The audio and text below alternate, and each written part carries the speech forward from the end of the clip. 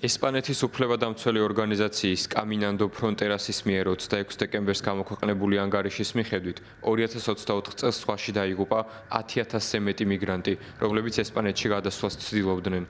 გარდაცვლილთა რაოდენობა გასული წლის მონაცემებთან შედარებით 58%-ით მეტია.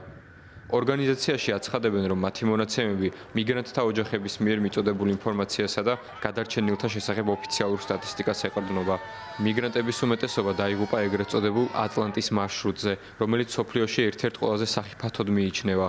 ამ მარშრუტის გასავლელად 10,000-ობით ადამიანმა დატოვა დასავლეთ აფრიკის ქვეყნების სანაპიროები. ესპანეთის არქიპელაგი კი, რომელიც აფრიკის სანაპიროებთან ახლოს მდებარეობს, მათთვის ერთგვარი კარიბჭეა ევროპაში გადასასვლელად. უფლებადამცველი ორგანიზაცია ყურადღებას ამახვილებს ასევე მავრიტანიიდან გამოსული გემების რაოდენობის მკვეთრ ზრდაზე.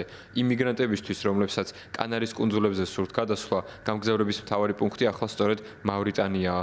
ესპანეთის შინაგან საქმეთა სამინისტროს ინფორმაციით, მიმდინარე წელს ზღვის გავლით ქვეყანაში 57,700 მიგრანტი ჩავიდა, რაც 12%-ით მეტია გასული წლის ამავე პერიოდის მონაცემებთან შედარებით.